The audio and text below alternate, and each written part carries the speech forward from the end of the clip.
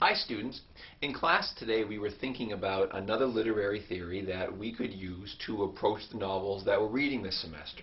And that theory is Marxist theory, or Marxism as it's more commonly known.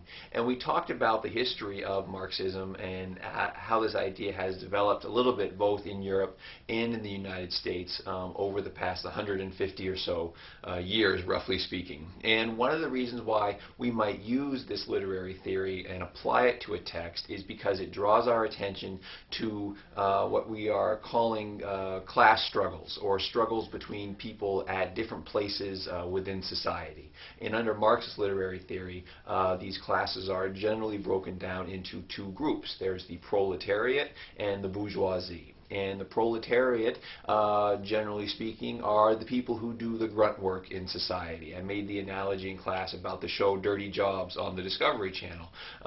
And on that show, the host interviews all these people who have these really unfortunate jobs most of the time. They're cleaning out sewers, or they're greasing up large pieces of equipment, or they have jobs that are very labor intensive, very dangerous sometimes, and which most of us would probably not want to do for an extended period of time.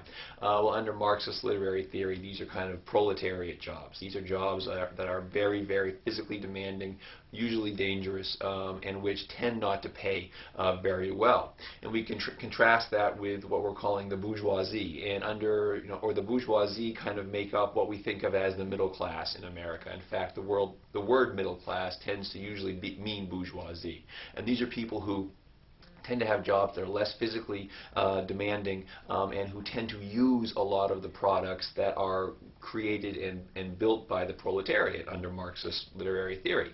And the reason that it's interesting to consider how these two groups may interact under Marxist literary theory is because it gives us insight into some of the novels that we're reading. For example, when we were looking at Frankenstein, one of the questions that came up was, well, how can Frankenstein afford to travel all of these places and never talk about money? How can he do all of these things and never have a concern for making a living or getting a job?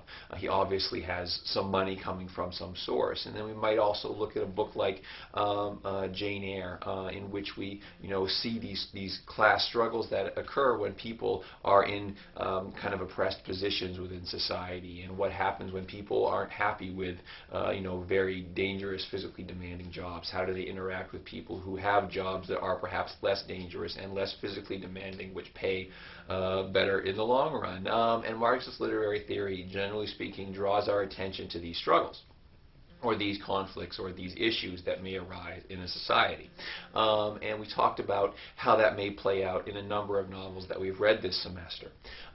So again, as was the case with my comments on feminist literary theory and psychoanalysis, I'm being very general here, but that's because we're just getting introduced to this concept, and you'll find if you do choose to research this literary theory, there are a number of ways you can go with it.